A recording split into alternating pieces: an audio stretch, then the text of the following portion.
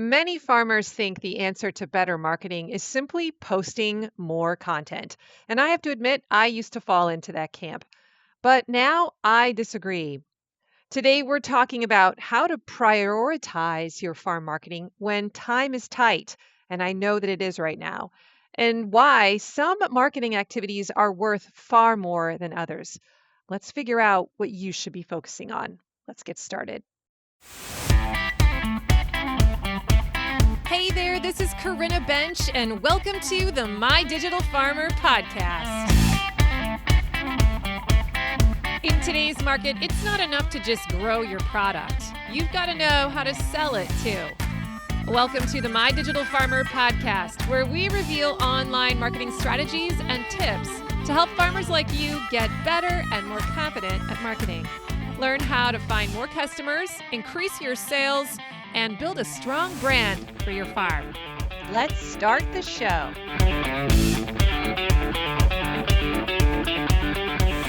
Well, welcome to episode 368 of the My Digital Farmer podcast. I am your host, Corinna Bench, one of the farmers at Shared Legacy Farms out in Elmore, Ohio. I'm also the founder of My Digital Farmer, which is all about trying to help other farmers like you get more confident in your marketing and sales strategy so that you can grow a profitable business. How's everyone doing today? Welcome back, everyone. All my regular listeners from the My Digital Farmer Nation, super glad you're here. And if you are new to the show, I hope you become a fan. I hope you enjoy it. Make sure you subscribe to the podcast and check out my archives. There's so many great topics over the last 5-6 years. But I always tell people to start at episode 1 through 10. I designed them long ago to be an on-ramp into the marketing lingo. So if you don't really know a lot about marketing, that's a really good place to start. And then you can kind of jump around and you'll better understand the things I'm talking about in later episodes. If you want to get onto my email list, that's another great way to learn the ropes of marketing, because when you do, I'm going to send you an email every week that slowly drips out content in just the right framework. Every email builds on the next one, and it's going to teach you the basic ropes of marketing so that you learn the lingo, you learn what you should be focusing on first. And I'll also be telling you about the podcast and what's on deck the following week. So you can subscribe to get on that list by going to mydigitalfarmer.com/subscribe. Today's podcast is sponsored by my friends at LocalLine. If you run a CSA, sell direct or wholesale, or manage all three, summer is when it all happens at once. Packed markets, weekly CSA boxes, and a harvest that keeps coming. LocalLine helps you handle your busiest season with less stress and more control. In 2025, farms and food hubs using LocalLine grew their sales by 33%, with average order values up 31%. That's real results across operations of all sizes on the platform. LocalLine brings everything together in one platform: CSA management, wholesale ordering, automated inventory, box builder, and POS. Run all your direct channels from the same place, whether that's your CSA, market sales, a farm stop, or a food hub. And through their marketplace partnerships now, you can reach chefs and buyers nationwide through Sysco, Gordon Food Service, and US Foods with a low barrier to entry. Switching is easy too. There are no setup fees, no sales commissions, and their team will migrate your storefront for free even mid-season, and it only takes a few days. As a podcast listener, you'll get one premium feature free for a full year when you use my coupon code MDF2026 at checkout.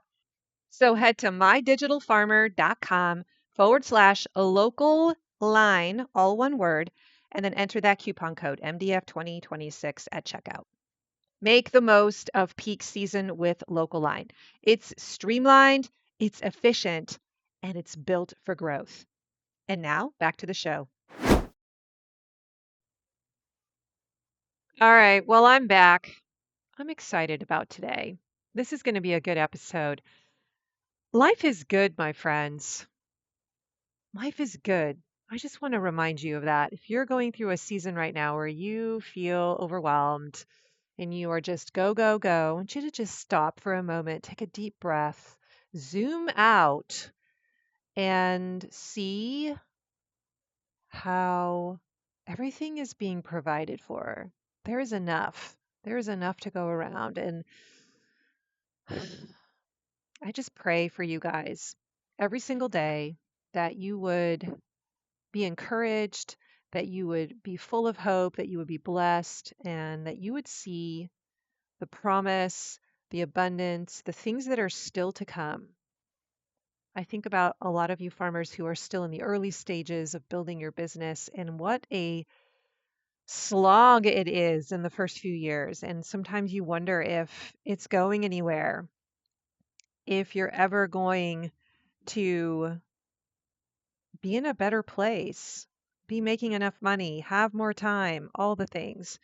And today I want to just encourage you and remind you that it will not always be this way, and that life is always in motion. Creation is always in motion. There's always new material, new resources that will suddenly surprise you and come onto your radar. I've seen this again and again. And things you can't even imagine will just appear and will break the logjam and help shift you into the next gear. And sometimes it just takes a while. And it's kind of like crossing this huge chasm from one cliffside to the other. And the only way across to get to that other side, that place you want to be, that version of you that you want to be, is to just go over the bridge. And man, sometimes you don't know how long the bridge is.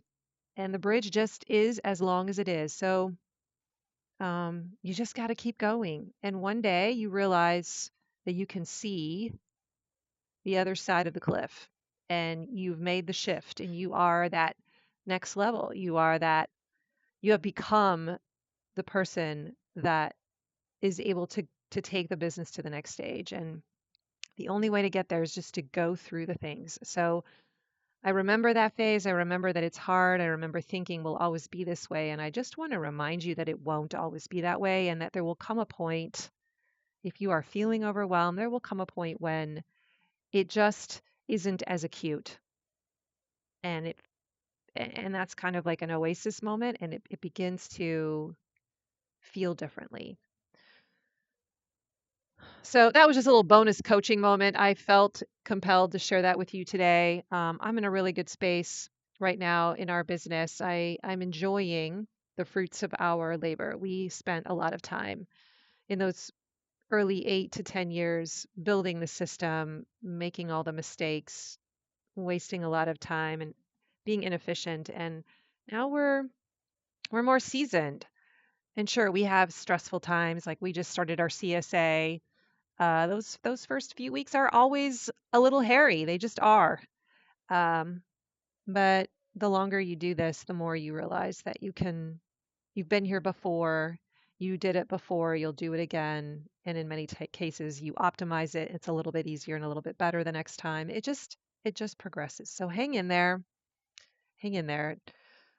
Today, I wanted to talk about um, the topic of prioritizing your farm marketing time.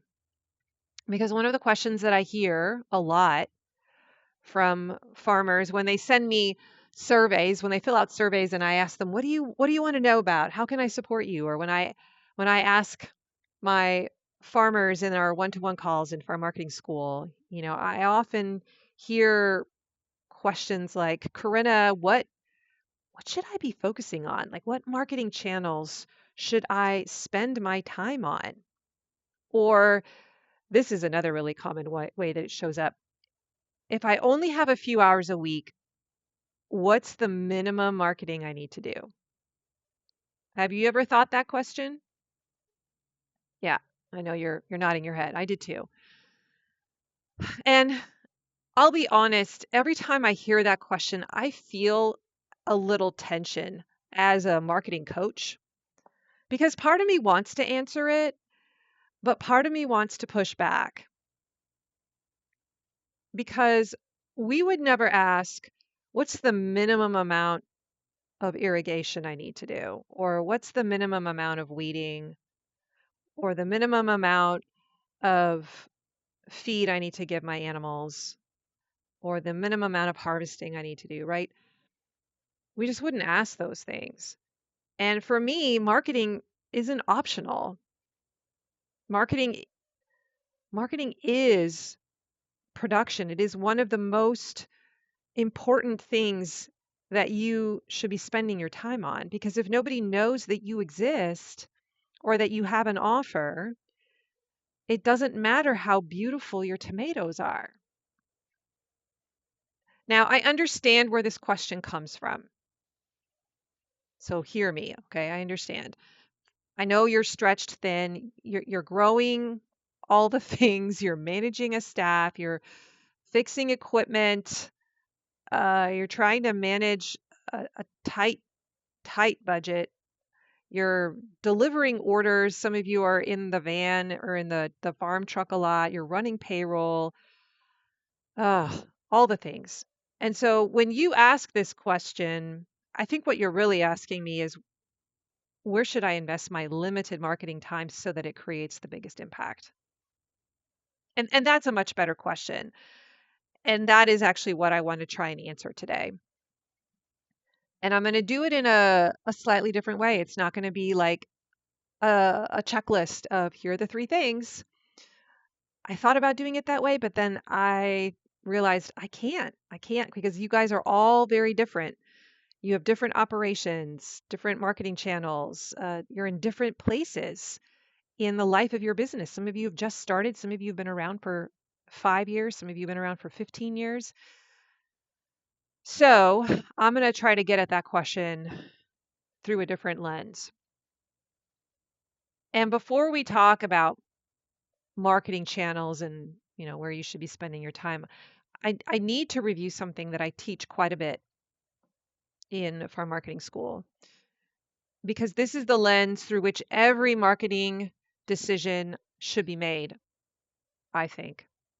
There's probably other lenses, but this is a really important one. Like, this is a default lens to go to if you're trying to figure out how to make marketing decisions and spending time in marketing.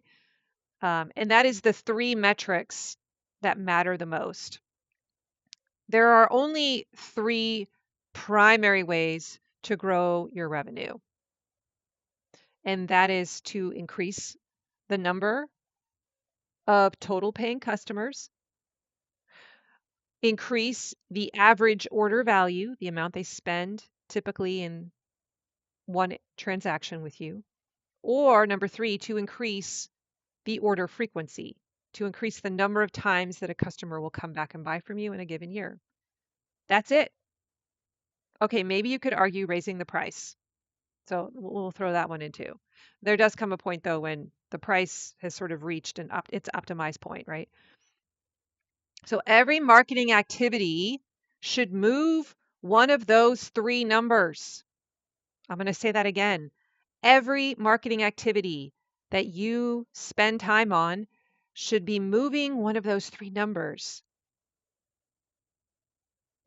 Now, here's the crazy part. If you increase each of those metrics by 30%, you will double your revenue. So let's pretend you have 300 customers who spend $40 every time they order, and they buy 4 times in a season. That's $48,000 if you do the math.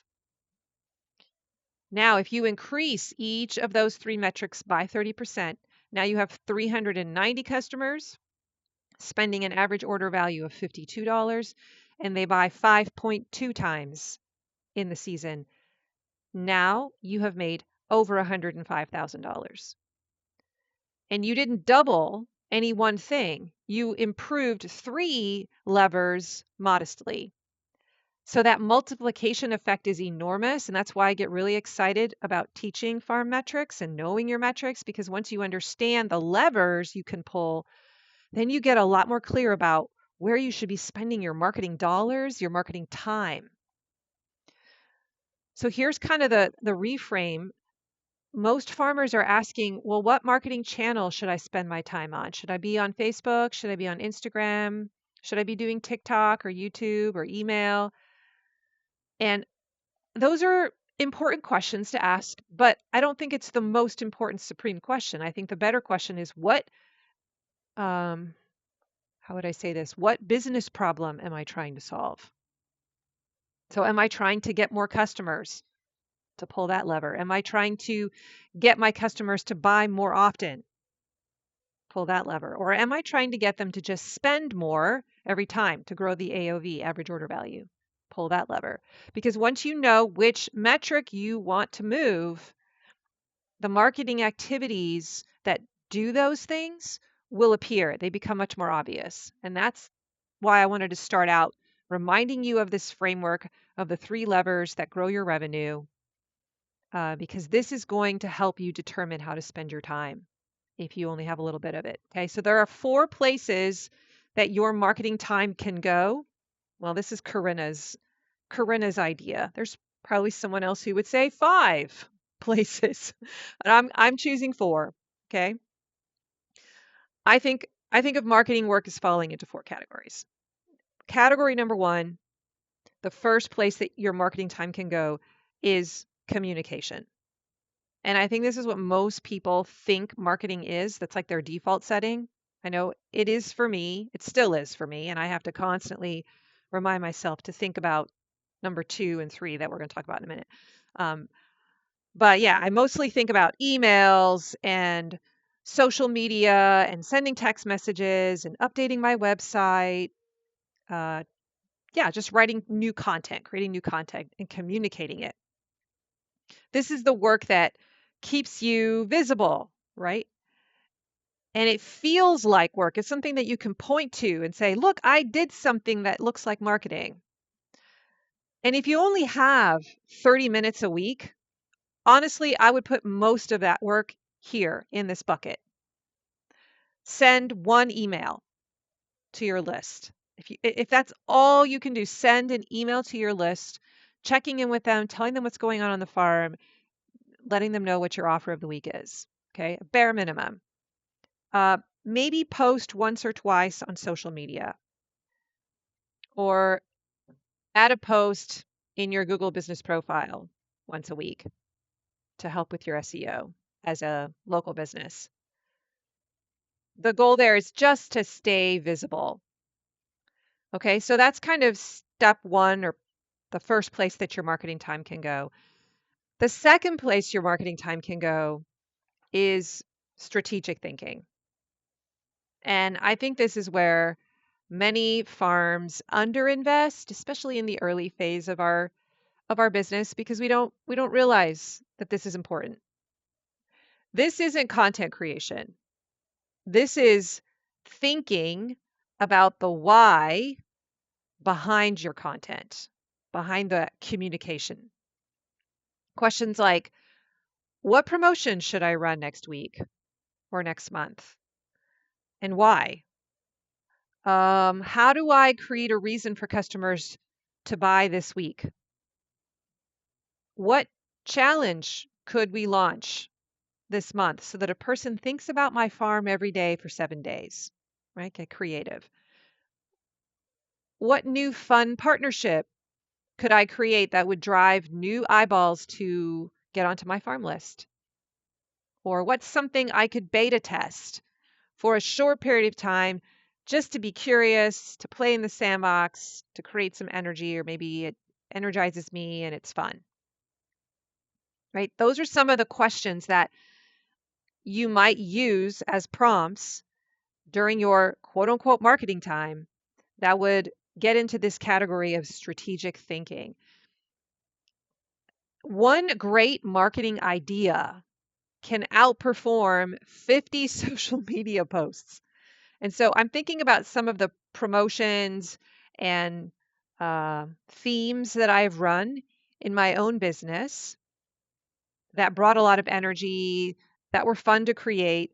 A few years ago, we did something called the Chopped Challenge for our CSA members. And this was where we did a spin-off of the Chopped television show.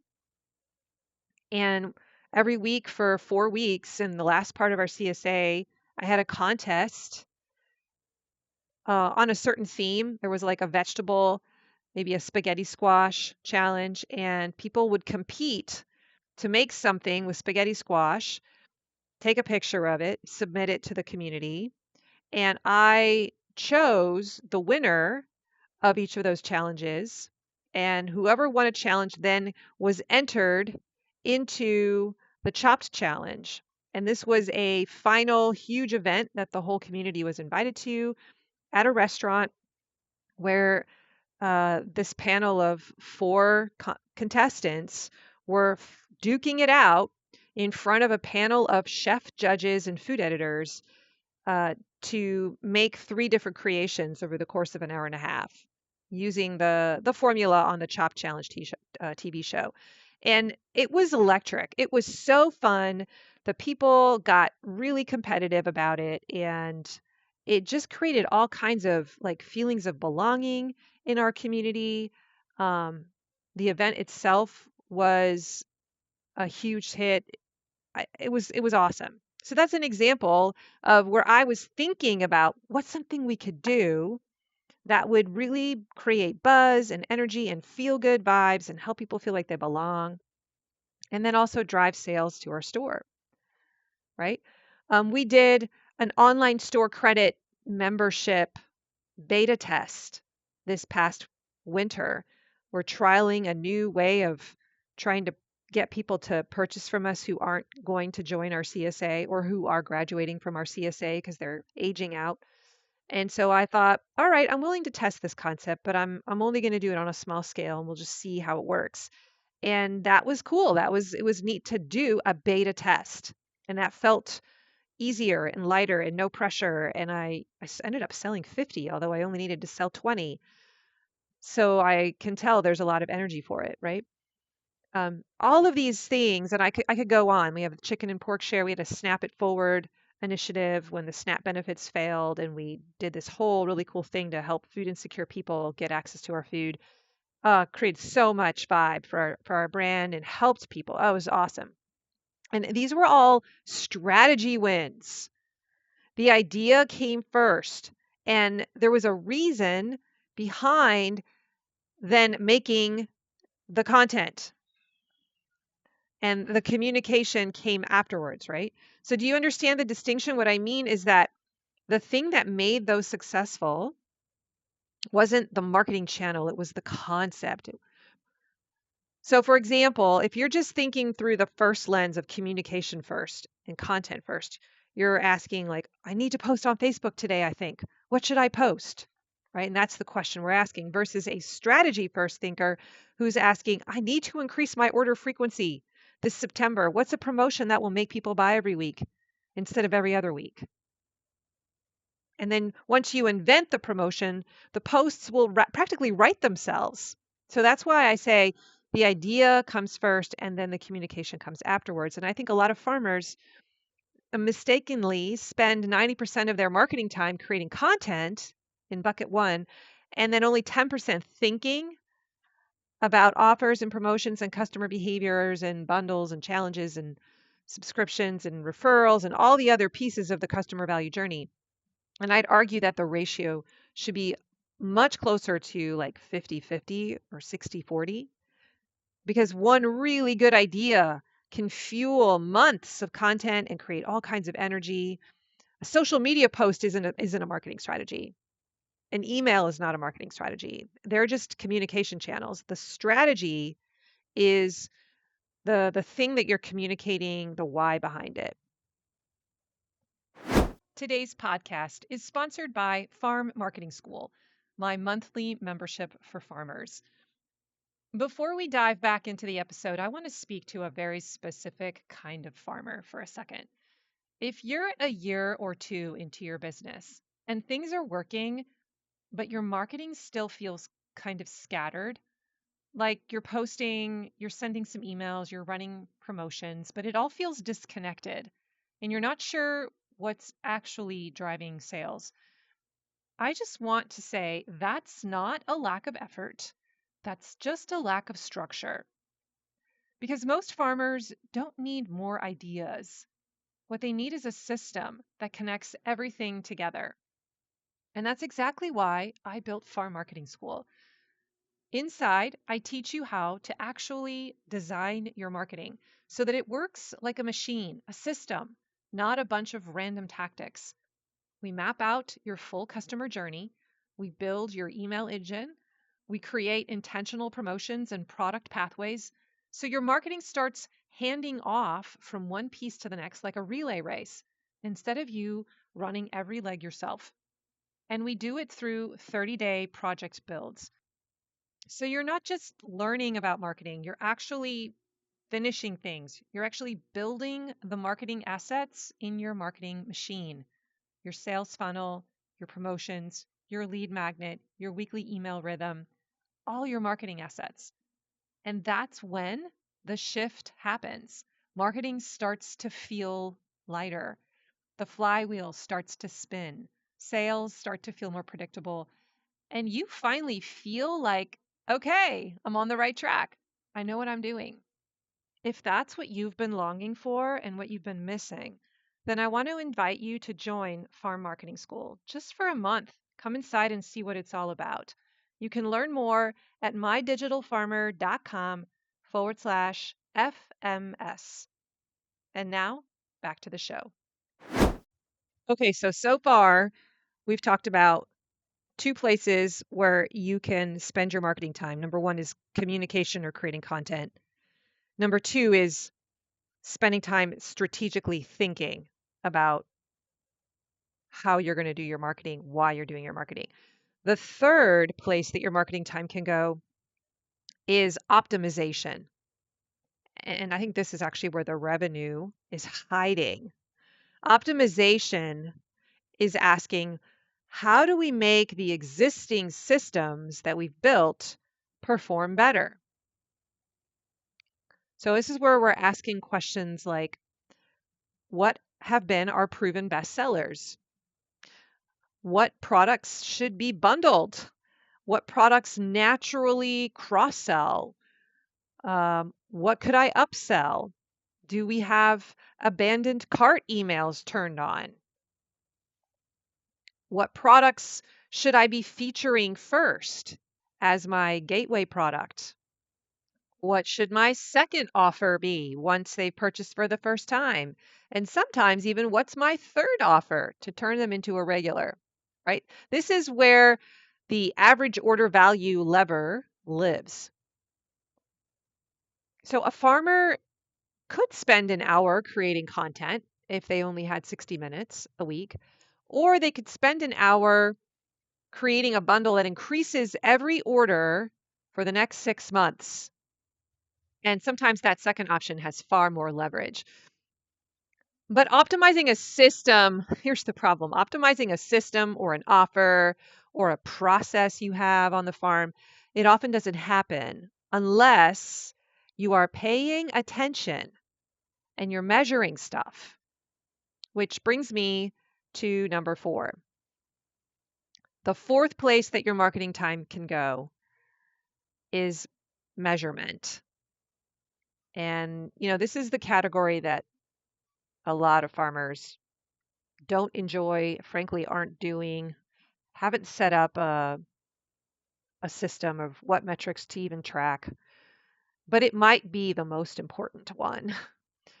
And I want to encourage those of you who are listening at least once a month, but I would argue every week, I want you to sit down and look at those 3 key numbers that we talked about at the beginning. The total number of paying customers, your average order value, your order frequency. Be looking at those. Your eyes should be on them like a hawk. And then ask yourself, which one is the weakest? Which one is optimized to the max? Because sometimes some of those numbers get to the point where you just can't get you can't get the average order value to go up. Like it's just a really strong number and that's where it's going to stay. So which one is optimized to the max? But which one is holding you back? Which one feels the easiest to lift? Where do you have energy to start first? Which one deserves your attention next? Because once you know the answer to some of those questions, your marketing priorities will become more obvious. You'll begin to feel energy for what you should be working on with that limited time. All right, let's try to make this really practical. I wanted to end the episode with giving you a couple of like some marching orders. If you only have 30 minutes per week, what should you be doing? If you only have 60 minutes per week, what could you be doing? So let me try to make this a little more tangible for you.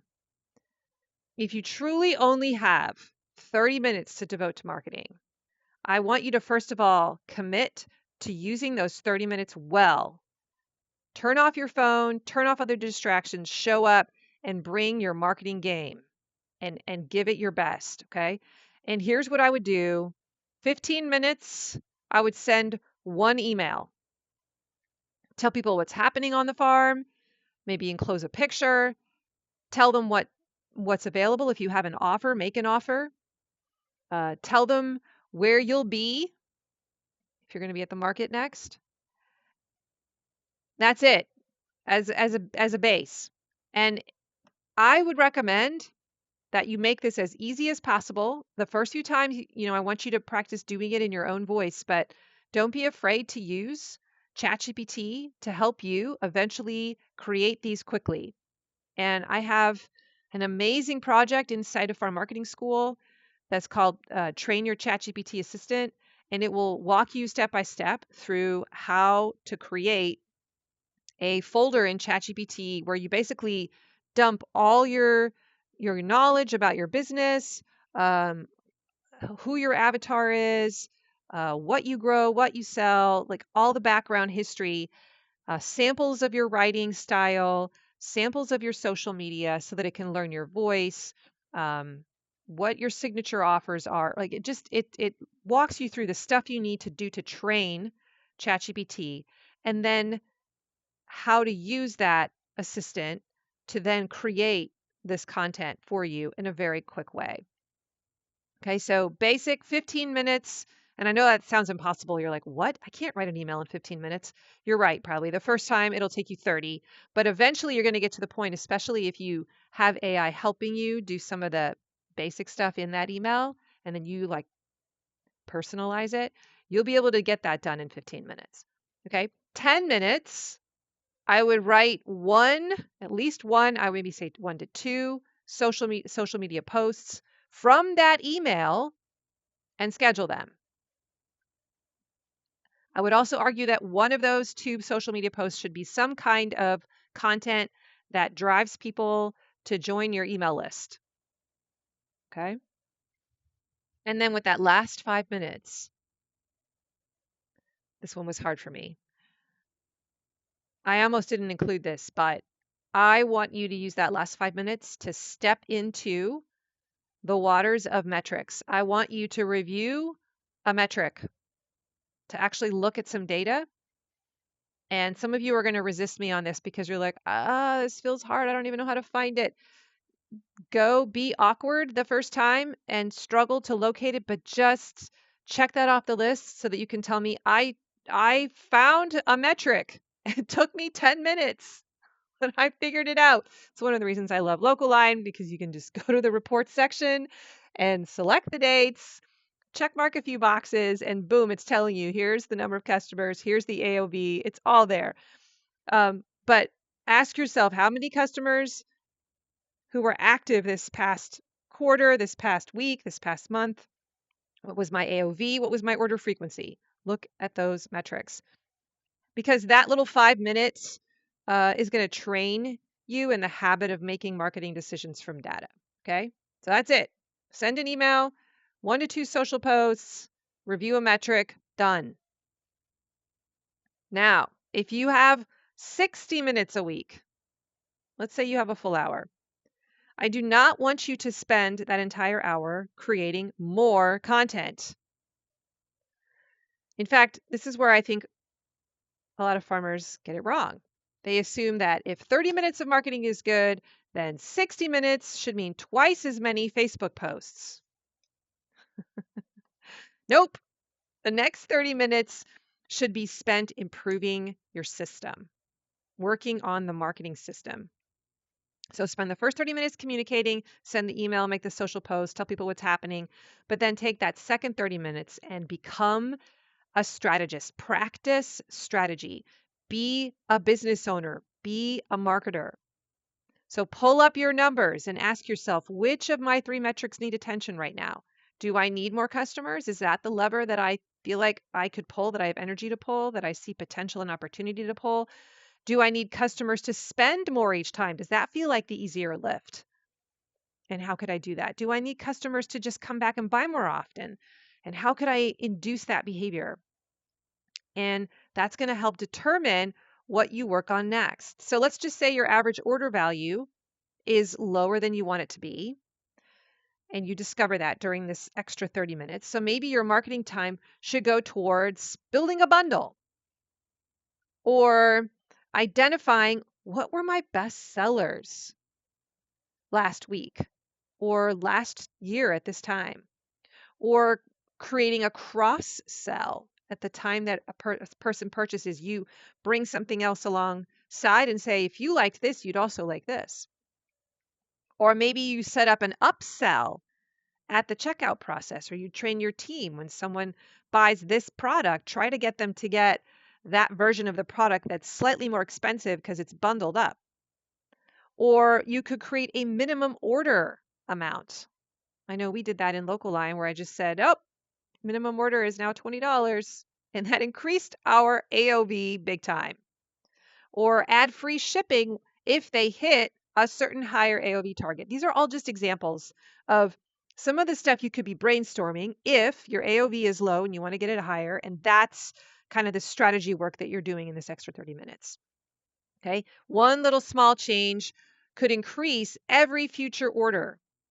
And that's taking this 30 minutes of time and leveraging it.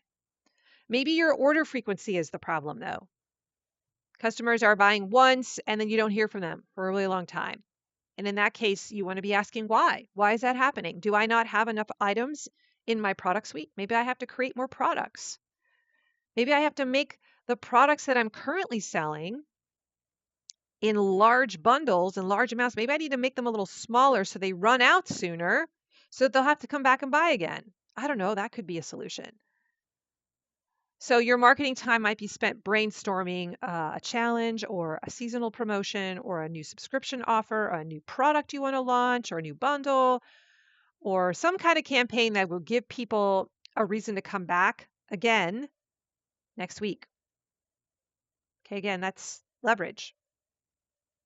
Or maybe you need more customers, and that's the one that you feel like you could pull that lever and really make a difference. You could spend your extra marketing time on identifying a partner who serves the same audience, a collaborator. We talked about this a few weeks ago. Coming up with that Dream 25 list and using some of that time to reach out, write an email, call someone and say, I'd like to get to know you. Maybe we can work together. Maybe you use that time to improve or create a new lead magnet and test it. Or maybe you've noticed that there's a certain social media post that has, that you post organically and it's done really well. And you're thinking, what if I turn that into a paid ad? Because it's kind of proven itself on the organic landscape. So you use that time to make a paid ad and just test it. Or you have a referral campaign that you build up, or you make some kind of a printable card on Canva that you can get printed, and it gets tucked into everyone's first order at your flower farm stand. And they share it with a friend, and that you're testing that, right? Yeah, just we're thinking through strategy to try and move one of the levers with that extra time, and we're building something. Do you see the difference here? So most farmers think marketing means I've got to create more content, more emails, more posts. But some of the highest value marketing work never gets posted online. It's thinking, it's analyzing, it's looking at data, it's beta testing, it's improving, optimizing, and frankly, building a machine.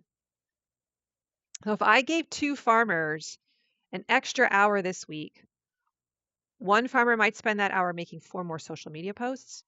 The other farmer might spend that hour figuring out how to increase their average order value by $5. And I got to tell you, my money is on the second farmer because those extra social media content pieces, that disappears after a few days. But a good upsell or offer or promotion can keep working for months. But a well thought out gateway offer or a abandoned cart email sequence that you've taken the time to build or a great lead generator system that grows your email list on autopilot, like those are things that build the assets of your business for the long term. Now, I want to make sure that you don't misunderstand what I'm saying because you might be listening to this and thinking, great, Corinna's telling me I need to spend more time on hard marketing things. And actually, no, what I'm describing is a season of investment, a season where you're taking some extra marketing time to build the machine. And there's a huge difference between creating a system and operating a system. The first time you build an abandoned cart sequence, it might take a few hours and feel heavy and not easy because you've never done it before and you have to learn the formula and the framework. Or the first time you make a lead magnet, a new subscribe form for your website or a pop-up, it might take you a few hours. You might have to work on that over the weekend because you're not comfortable with the tech and you're not sure what to say and you got to learn kind of the formula for it. Or the first time you design a customer referral strategy, it's going to take some serious thought. You might not get it right the first time and then you got to tweak it. But once it's built, then it works for you again and again. It becomes an evergreen asset in your marketing. Think about like irrigation on your farm. Installing irrigation is a project, but turning it on is a process. Those are two very different things. Marketing works the same way. Building the system, putting all those pipes together takes effort the first time, but then running the system is easier. You just flip the switch and let it do its thing. In fact, one of my goals as a marketer is to make my marketing time feel boring, for lack of a better word, like not super challenging, just where I have to just do it. And I know that sounds strange. By boring, I mean predictable. Predictable means that it's been systematized, and systematized means that I don't have to reinvent the wheel every single time I run that promotion or every week that I send an email. I know what email I'm sending. I know the format. I know how I sent it last year, what I said. I can go find it and copy it. Or I know what promotion I'm running and how I'm running it because I did it last year and it worked great. Or I know how new leads enter my funnel typically. So I have figured out a way to get more people through that door because it works really well. Or I know what happens when someone abandons a cart. And so I have a way to get them back in. I know what happens after someone places their first order typically, right? The machine is built. Does everyone follow the machine perfectly? No, but a lot of people do. And so now I'm just operating it and tweaking it and optimizing it.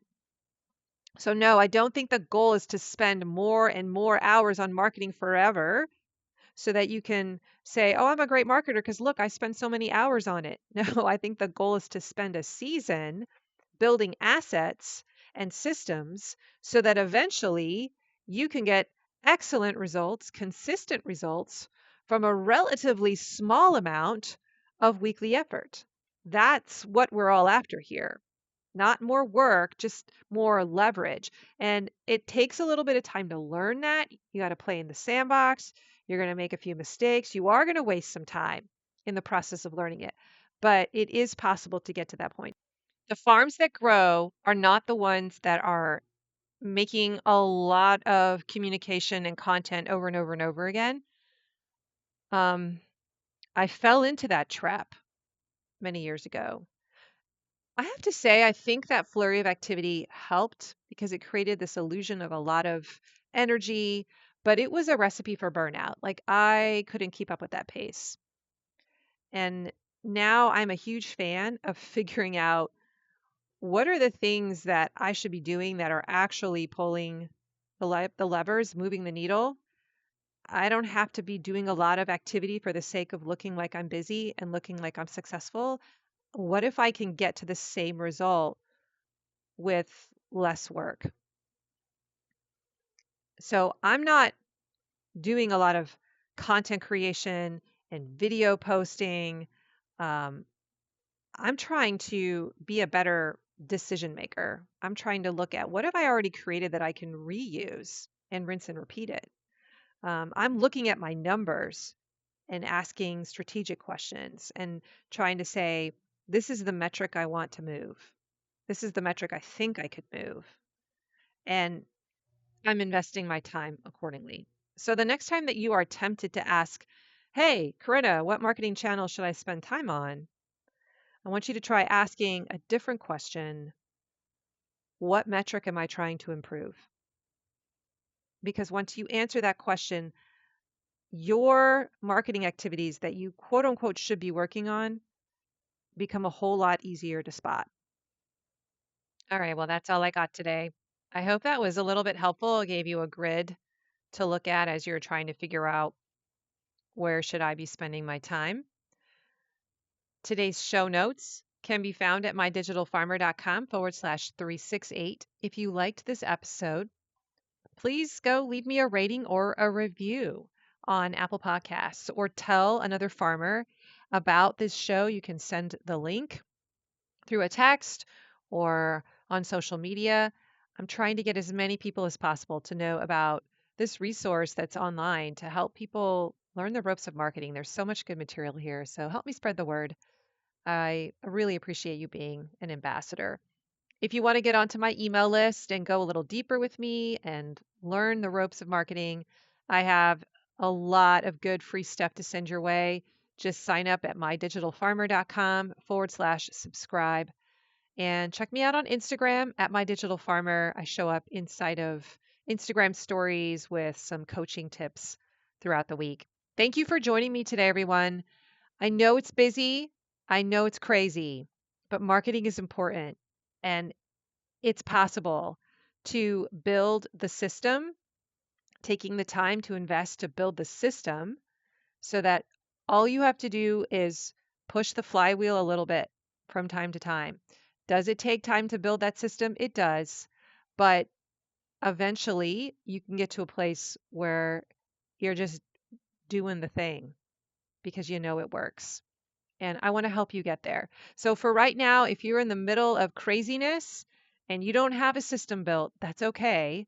Just take that suggestion that I gave you, do the absolute like 30-minute plan, send that email, do that basic post, and then commit to in the off season, I'm going to do the work of starting to build the system so that next year I can just rinse and repeat and have a completely different experience with what marketing looks like and see results that make a difference. Well, thank you for joining me today, everyone. Have an amazing week. And remember, I believe in you. Bye-bye.